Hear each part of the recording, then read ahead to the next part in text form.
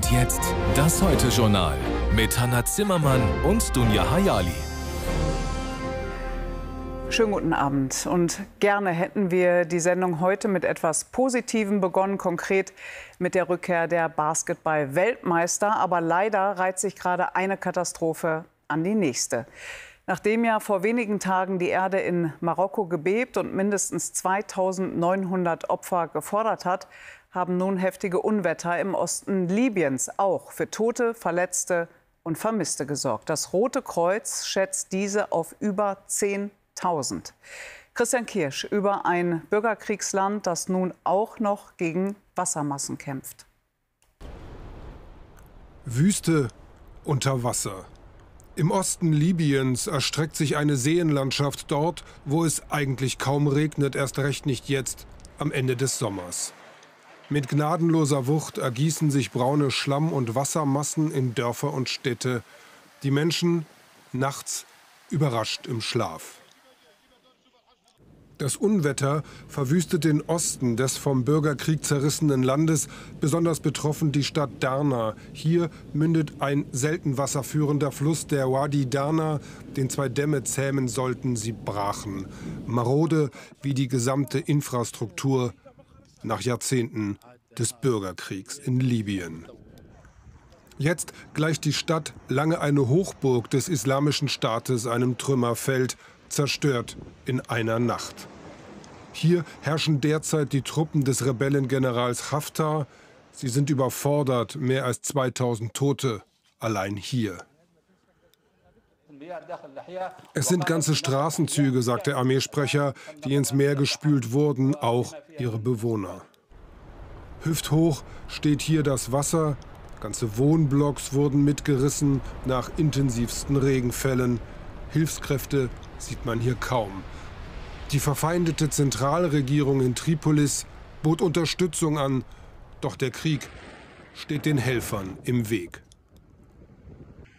Flüsse wie der Wadi Darna sind eher steinerne Rinnen, katastrophale Hochwasser bislang extrem selten, aber vor allem im Winter möglich. Das liegt daran, dass die Böden schlecht wasserdurchlässig sind, dass Niederschläge in der Regel auch schon sehr, sehr intensiv fallen, in dem Fall nochmal ganz besonders intensiv und mit großen Regenmengen. Und dass das Einzugsgebiet von Wadi Darna relativ groß ist. Auch das ist für die Entstehung starker oder sogar extremer Hochwässer stark begünstigend. Über dem östlichen Mittelmeer saugt sich seit mehr als einer Woche das Tief Daniel mit extrem warmem Meerwasser voll bei bis zu 29 Grad Wassertemperatur. Jetzt zieht der Sturm nach Süden. 10.000 Menschen, so das Rote Kreuz, werden hier mindestens vermisst. Die Lage bleibt unübersichtlich, ohne Strom, ohne Telefon, ohne Internet. Heute bat die Zentralregierung um internationale Hilfe. Wo es geht, bestatten sie jetzt ihre Toten. Für die kommenden Tage sagen Meteorologen weiter starken Regen voraus. Keine guten Aussichten. Der Osten Libyens braucht also Hilfe, leichter gesagt als getan, in einem Bürgerkriegsland. Das weiß auch Wolfram Lacher, Experte für Libyen von der Stiftung Wissenschaft und Politik. Und damit einen schönen guten Abend nach Berlin. Guten Abend. Herr Lacher, wie konnte es denn zu dieser wirklich enormen Katastrophe jetzt kommen?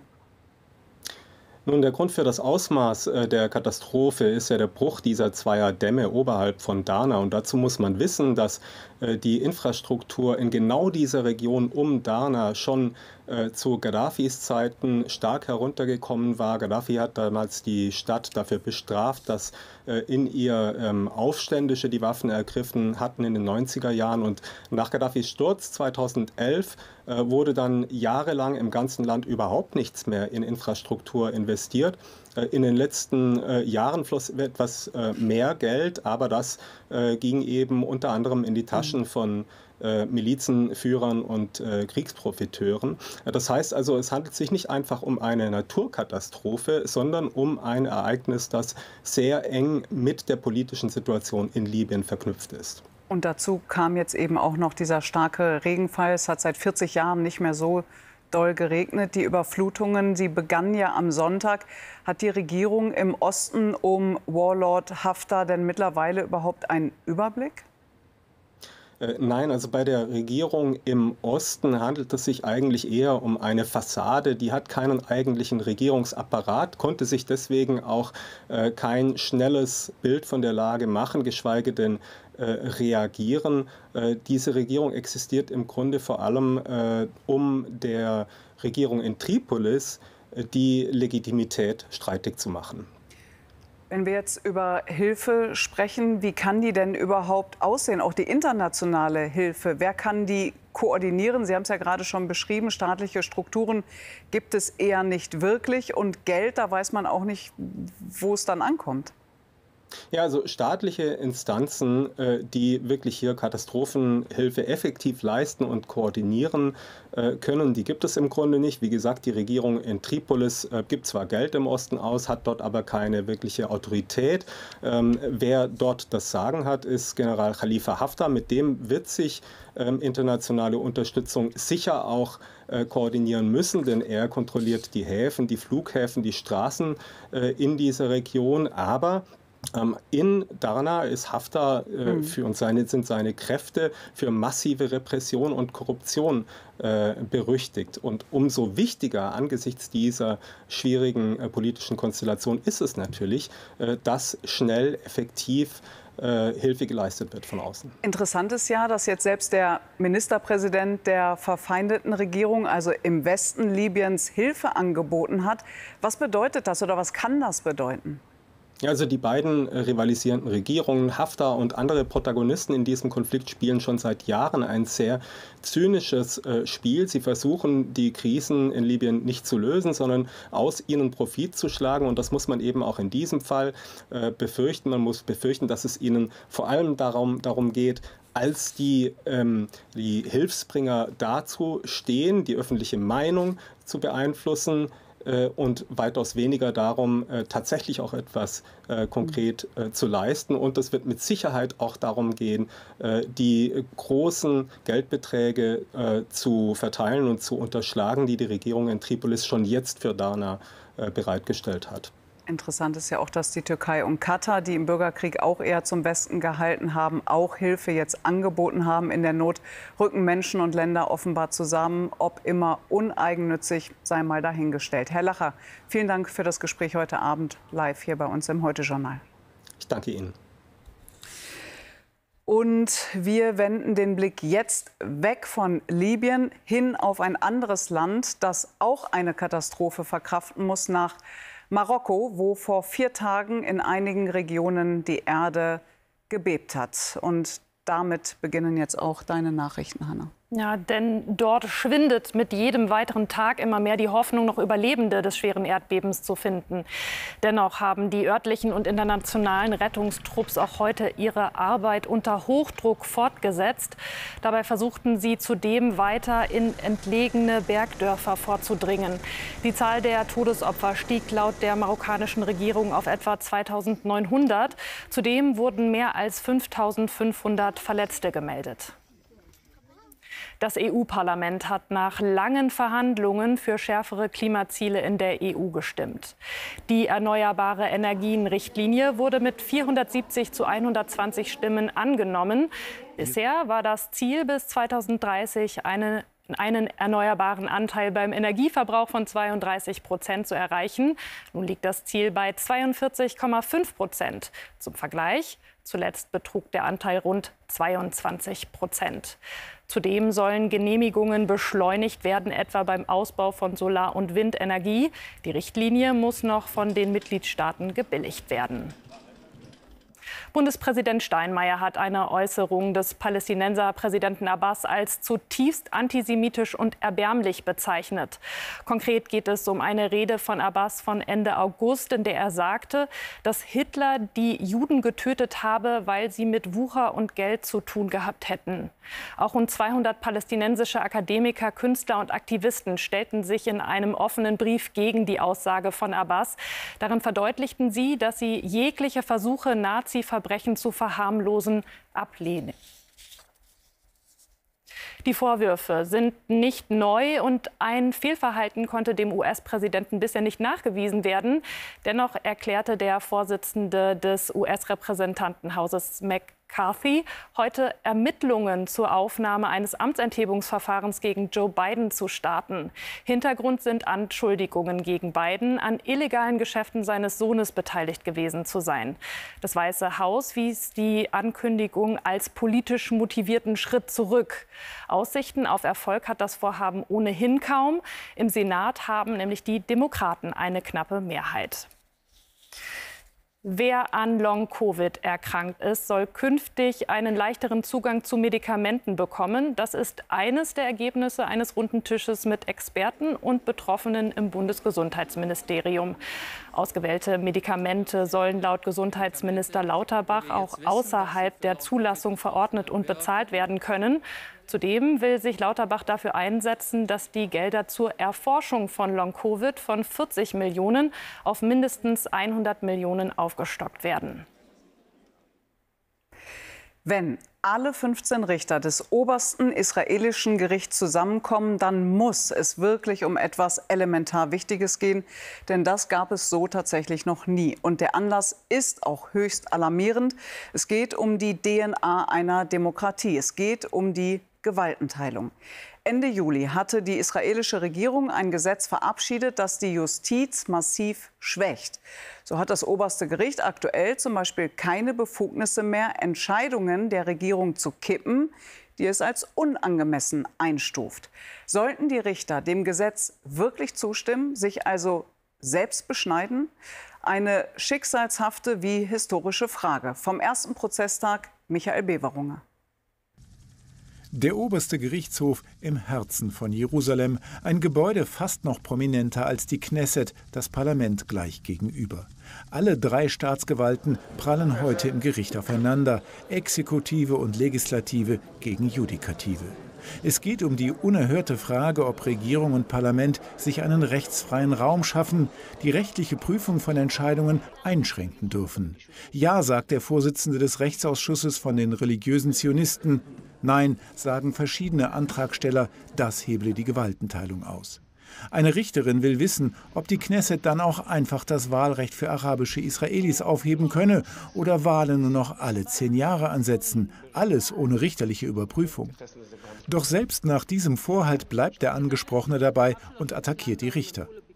Ein oligarchisches Regime oder eine Gruppe von Einzelpersonen, egal wie intelligent oder klug, kann nicht einfach Gesetze der gewählten Volksvertreter annullieren. Für die Juristen der Gegenseite nichts anderes als ein Putschversuch.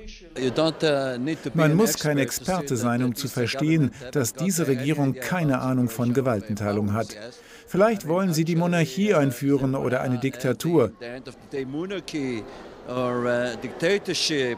Ich weiß nicht, welche Art von Regime sie wollen, aber ich weiß sicher, dass wir uns mitten in einem Staatsstreich befinden.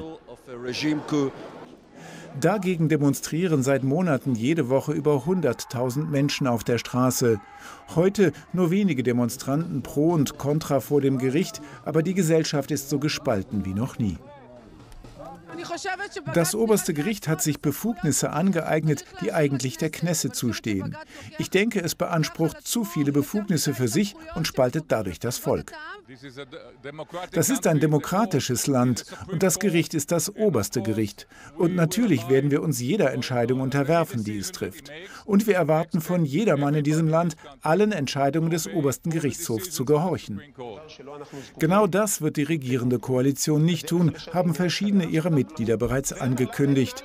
In einem Land ohne geschriebene Verfassung, in dem das oberste Gericht als Verfassungsgericht fungiert, ist das eine Kampfansage.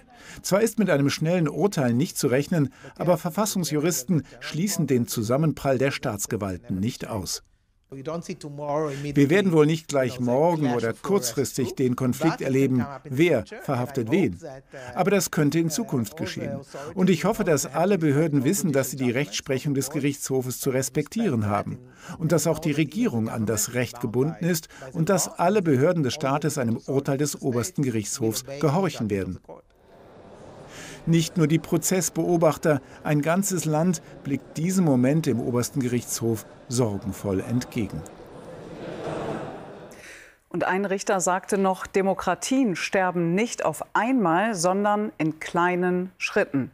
Und einer dieser Schritte ist die Einschränkung bzw. Auslöschung der Pressefreiheit. Dort, wo Regierungen bzw. Diktatoren keine andere Meinung zulassen, bringen sich Journalisten und Journalistinnen allein schon dann in Gefahr, wenn sie Kritik üben.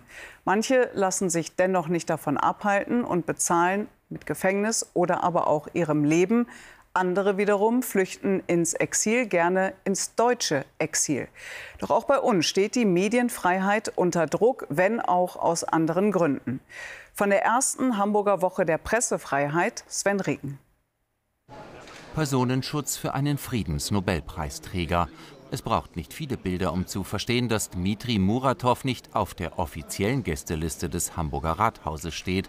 Russland hat den ehemaligen Chefredakteur der Oppositionszeitung Novaja Gazeta als feindlichen Spion eingestuft. Er muss Anschläge fürchten. Wie weit die Zensur in seinem Land geht, erklärt er auch am Beispiel einer Künstlerin aus St. Petersburg. Sie schrieb in einem Supermarkt Peace, also Frieden, auf die Preisschilder an den Regalen. Jetzt sitzt sie im Gefängnis und ist sehr krank. Ekaterina Glickmann würde zu Hause wohl auch längst im Gefängnis sitzen. Sie ist die stellvertretende Chefredakteurin der Novaja Gazeta Europa-Ausgabe. Sie lebt seit 3 Jahren in der Schweiz als Exiljournalistin. Einige aus unserer Redaktion arbeiten noch geheim in Russland, versteckt. Sie arbeiten unter einem Pseudonym. Wir anderen wissen nicht mal, wie die Kollegen heißen oder wo sie sich aufhalten. Das weiß nur der Herausgeber. Wir sind schon ziemlich isoliert.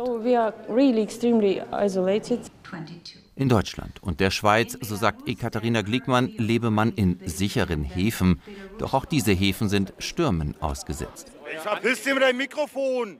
Hey, Lügenpresse oder was? Übergriffe gegen Journalisten, die wie hier Personenschützer brauchen, Hetze in sozialen Medien, offene oder verdeckte Anfeindungen gibt es immer wieder und offensichtlich immer mehr, auch hierzulande.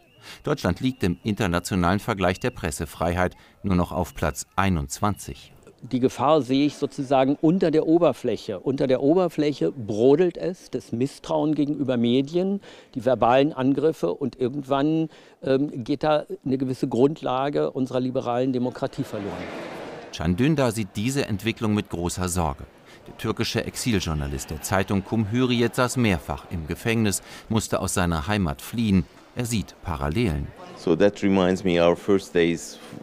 Das erinnert mich an die ersten Tage, als bei uns die Demokratie verloren ging. Es fängt mit kleinen Attacken an und dann merkst du, dass immer mehr Menschen die Medien angreifen, wenn man nicht auf ihrer Linie liegt. Dmitri Muratov muss schon jetzt um sein Leben fürchten. Er macht trotzdem weiter unter besonderen Sicherheitsbedingungen. Freie Meinung muss eben so oder so geschützt werden. Auch dafür steht die erste Woche der Pressefreiheit. Und der Hans-Joachim-Friedrichs-Preis für Fernsehjournalismus, der steht für ausgezeichneten Journalismus. In diesem Jahr erhalten den Preis die Leiterin des ARD-Studios in Moskau, Ina Rog, und unser ZDF-Studioleiter aus Washington, Elmar Thewesen. Die Jury würdigt ihn für seine souveräne Sachkenntnis und den scharfen Blick für die großen Zusammenhänge. Zudem hat er eine bemerkenswerte Karriere hingelegt, sowohl auf diversen Entscheidungsebenen der ZDF-Zentrale als auch im Nachrichtenjournalismus. Und auch von uns und vom gesamten Team herzlichen Glückwunsch natürlich an beide. Und jetzt geht es hier erstmal weiter mit den Nachrichten aus der Wirtschaft und dir, Hanna. Trotz des Wohnungsmangels in Deutschland werden immer mehr Bauprojekte in Deutschland storniert. Das zeigt eine Umfrage des IFO-Instituts, das von einem neuen Höchststand spricht. Valerie Haller, wie ist die Lage genau und was sind die Gründe für diese Entwicklung? Also das IFO-Institut sagt, man habe seit der Erhebung 1991 nichts Vergleichbares beobachtet. Jedes 5. der befragten Unternehmen berichtet im August von abgesagten Projekten. Fast die Hälfte meldet Auftragsmangel und rund 12% sprechen von Finanzierungsschwierigkeiten. Das ist der höchste Wert seit über 30 Jahren. Ja, die Verunsicherung in der Branche ist riesig. Für viele rentieren sich ihre Bauvorhaben nicht mehr oder sie sind schlicht nicht finanzierbar. finanzierbar aufgrund gestiegener Baukosten und hoher Zinsen. Die Baukrise ist auch ein Grund, warum Forschungsinstitute negativ auf unsere Konjunktur blicken. Was heißt das denn nun für das Ziel der Bundesregierung, im Jahr 400.000 neue Wohnungen zu bauen? Also dieses Ziel ist ja schon in weiter Ferne. Im kommenden Jahr könnte es aber noch drastischer verfehlt werden. Die Branche rechnet für die kommenden 6 Monate mehrheitlich mit Geschäftsrückgängen. Zieht sich die Krise weiterhin, könnten noch mehr Baufirmen in Schieflage geraten, was das Erreichen der Ziele natürlich weiter erschweren dürfte. Dieses Jahr werden schätzungsweise 240.000 Wohnungen gebaut. Mit der großen Delle aber rechnet die Bauindustrie dann im kommenden Jahr. Vielen Dank, Valerie, nach Frankfurt. In Berlin ist am Abend der Deutsche Gründerpreis verliehen worden, eine Auszeichnung für besonders innovative Geschäftsideen. Im Bereich Start-ups gewannen die Gründer von Friendly Catcher.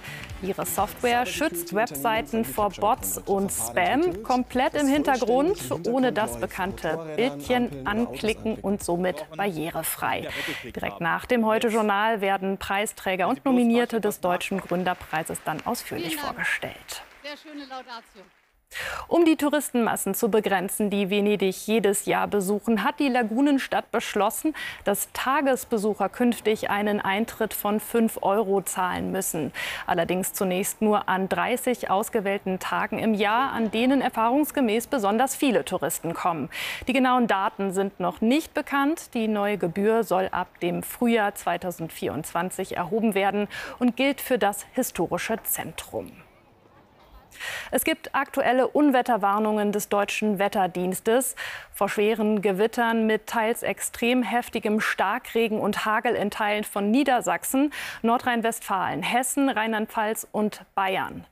Bereits im Laufe des Tages gab es Unwetter über dem Westen Deutschlands. Im rheinland-pfälzischen Worms verwandelten Hagelschauer die Stadt in eine Winterlandschaft. Auf der nahen A61 kam der Verkehr zeitweise zum Erliegen. Zudem wurde im Münsterland durch Starkregen die A2 überflutet, was für eine stundenlange Vollsperrung sorgte. Und jetzt zum Fußball. Das erste Testspiel der deutschen Nationalmannschaft nach der Entlassung von Hansi Flick stand heute Abend an. Gegner Frankreich, auf der Trainerbank vorübergehend Rudi Völler. Und das Spiel endete vor wenigen Minuten mit einer Überraschung. 2:1 für Deutschland. Ja, ein, sagen wir mal, schlechtes bis unsensibles Händchen hatte der DFB ja beim Timing des Flick-Rauswurfs. Musste der Verband die Trennung vom Bundestrainer ausgerechnet in den letzten Minuten des WM-Basketball-Finals veröffentlichen? Naja, gut, vielleicht haben Sie ja aus Desinteresse das historische Finale ganz einfach nicht gesehen. Millionen andere dagegen schon. Und so sind die Basketball-WM-Helden aus dem Schatten des Fußballs herausgetreten und hoffen nun, dass das auch nach ihrer Rückkehr aus Manila so bleibt. Markus Wolsefer. Um 10:47 Uhr knallen die Korken. Champagnerdusche zwischen den Frankfurter Wolkenkratzern. Ganz oben sind sie angekommen. Und er, der Beste unter den Gipfelstürmern, Kapitän, MVP, Most Valuable Player, Dennis Schröder. Cool geblieben, reif geworden. Im Meer der Mikrofone verschwindet er fast. Es dürfte eine Genugtuung für den Braunschweiger sein, der schon lange mehr Respekt und Aufmerksamkeit fordert für den Basketball in Deutschland. Das Erfolgsrezept seiner Mannschaft? Egal, was wir gemacht haben, ob wir essen gegangen sind zusammen, wir hatten die gleichen Sachen an. Manche Leute denken, es gehört nicht dazu, aber wie gesagt, wir haben unsere Teamchemie so aufgebaut von Tag 1 und ich glaube, das hat man auch gesehen, dass wir wirklich als Team agiert haben. Leistungswille, Teamgeist, Leidenschaft. Der Kanadier Gordon Herbert hat mit einer Mischung aus erfahrenen und jungen Spielern eine Sensation geschafft. 8 Spiele, 8 Siege. Vor 4 Jahren noch in der Vorrunde ausgeschieden, heute Weltmeister. Das ist die beste Mannschaft, die ich je trainiert habe. Die beste Gruppe von Leuten, eine unfassbare Leistung, was wir abgeliefert haben. Die Basketballer alles geben für den Erfolg bis zur Erschöpfung. Erschöpfung kann auch anders aussehen. Wenn der Sport eine Metapher für den Zustand einer Gesellschaft ist, für ihr Potenzial und ihre Erfolge, dann sah es zuletzt nicht gut aus. Die Fußballer ein Schatten ihrer selbst. Dauerkrise und Stagnation, Anspruch und Wirklichkeit, 2 Welten. Der Sieg der Basketballer, Balsam für die geschundene Fanseele. Ehrlich, finde ich super toll, dass es mal wieder von Deutschland was kommt, weil alles andere hat ja nicht geklappt. Aber das hat geklappt. Der Soziologe Robert Gugutzer warnt davor, die Basketballer mit Erwartungen zu überfrachten. Gerade weil keiner mit ihnen gerechnet hatte, sei das Wunder möglich gewesen. Gleichwohl, dort, wo in Deutschland viel Basketball gespielt wird, könne sich eine Art regionaler Stolz entfalten. Der WM-Titel als Erlösungsmoment für eine müde Gesellschaft. Das ist ja so ein ganz intensives sich spüren und dabei sein im Hier und Jetzt sein, nicht gestern oder morgen. Diese kollektiven Gefühle, die da frei werden, die auch ausleben zu dürfen. Das sind schon Momente, wo eine Integration, ein Gemeinschaftsgefühl entsteht. Im nächsten Jahr sind die Olympischen Spiele. Die Basketballer dann in der ungewohnten Favoritenrolle. Sie wollen weiter Vorbild sein und Deutschlands sportliche Zukunft mitgestalten. Von echten Helden zu einem, der sich selbst gerne als epischen Helden sieht. Elon Musk mit 251 Milliarden $, reichster Mann der Welt, Gründer von Tesla, SpaceX, zudem seit fast einem Jahr Besitzer von Twitter, also der Kurznachrichtendienst, der jetzt ja X heißt. X, übrigens sein Lieblingsbuchstabe, selbst eines seiner 11 Kinder hat er so genannt. Aber wie tickt der 52-Jährige, der aus seinem Asperger-Syndrom kein Geheimnis macht? Wie lebt er? Was will er? Worum geht's ihm? Seine Biografie, die heute erschienen ist, gibt ein bisschen Aufschluss. Claudia Bates hat sie nicht nur gelesen, sondern auch mit dem Autoren gesprochen, der Musk 2 Jahre lang begleitet hat. Elon Musk, besessen und genial. Größenwahnsinniger oder Weltenretter?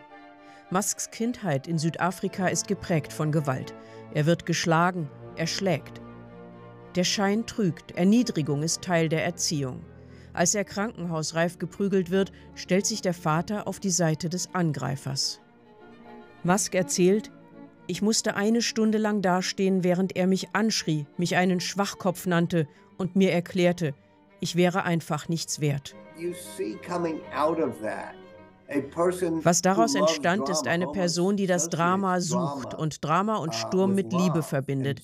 Er ist risikobereit und kennt keine Angst. Aber er ist auch jemand, bei dem, wie bei seinem Vater, die Stimmung wechseln kann. Diese Dämonen rasseln in seinem Kopf, die Dämonen der Kindheit, die aber auch Teil seines Antriebs sind. Isaacson schreibt von einem oft albernen Kindmann. Vor allem aber hat Musk eine Mission. Er will nicht weniger als die Menschheit retten. Elektroautos sind seine Antwort auf den Klimawandel. SpaceX soll die Menschen in die Tiefen des Weltalls bringen, für den Fall, dass die Erde nicht zu retten ist. Ich will den Mars besiedeln. Meine Lebensaufgabe ist es, aus der Menschheit eine multiplanetare Zivilisation zu machen. Musks Mars-Mission wirkt für Biograf Isaacson wie der Versuch, nach Hause zurückzukehren. Man wäre nicht völlig entsetzt, wenn er sich das Hemd vom Leib risse und man sehen könnte, dass er keinen Nabel hat und nicht von diesem Planeten stammt. Musk-Kritiker Galloway dagegen spricht schlicht von einem Gottkomplex. Wir suchen nicht mehr die Religion, um eine Lehre zu füllen. Stattdessen schauen wir auf große Erfinder, denn Technologie ist, wie Religion, mystisch und vermag Unglaubliches. Leute glauben Musk, wenn er etwas tut, auch wenn es irrational ist. Wir meinen, er spielt Schach, aber vielleicht spielt er nur Dame. Dabei ist es kein Spiel. X, vormals Twitter, ist eine der wichtigsten Kommunikationsplattformen. Als Verfechter einer absoluten Meinungsfreiheit gibt Musk auch Lügnern und Hetzern eine Bühne. Seine Starlink-Satelliten bringen Internet in die Welt, auch an die Front im Ukraine-Krieg. Sie sind dort mitentscheidend für Sieg oder Niederlage. Diese Konzentration von Macht wird in der Biografie nicht kritisch beleuchtet. Die Gesellschaft hat schon eine Menge Schiedsrichter, Anwälte, die sagen, das solltest du vielleicht nicht tun. Ich würde sagen, insgesamt ist die Balance zu stark in Richtung der Regulierer gekippt, der Schiedsrichter, und zu wenig in Richtung der Innovatoren. Ja, Musk sei genial, aber ebenso gefährlich, meint Kritiker Scott Galloway. Es gibt eine gesunde Skepsis gegenüber seiner Macht, ein Gefühl, dass er sich an Normen nicht hält und man ihm nicht vertrauen kann. Ich denke, er wird eine der grundlegendsten Lektionen der menschlichen Geschichte zementieren, dass Macht korrumpiert. Die Biografie nimmt uns mit auf eine Reise zu der schroffen Klippe, auf der Elon Musk ständig steht. Und wir beobachten atemlos, in welche Richtung er geht.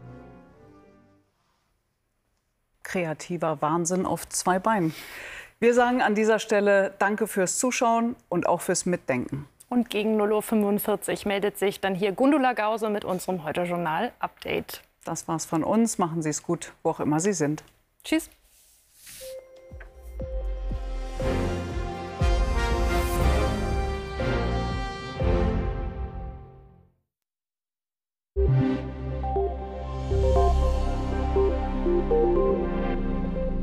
Guten Abend. Schauen wir noch mal auf die Unwetter, die heute von Frankreich her herangezogen sind. Das waren ja schon wirklich heftige, besonders in Nordrhein-Westfalen, aber auch im Süden Deutschlands. Das schauen wir uns genauer an, was in den vergangenen 6 Stunden passiert ist. Sie sehen hier diese Blitze, Sie sehen auch sehr viel Regen. Besonders im Westen. Sie sehen auch hier über dem Rhein-Main-Gebiet. Und Sie sehen auch, dass jetzt in der vergangenen Stunde die kräftigsten Gewitter hier im Nordwesten, also zum Beispiel rund um Köln oder Aachen, nachgelassen haben. Aber hier sind noch kräftige Gewitter unterwegs. Das bedeutet Hagel, das bedeutet Überschwemmungen, es bedeutet auch sehr viel Regen. 40 Liter pro Quadratmeter in nur einer Stunde sind möglich. Und diese Unwetter werden im Laufe der Nacht weiter nach Nordosten ziehen. Dann wird vor allen Dingen der Starkregen das Problem sein.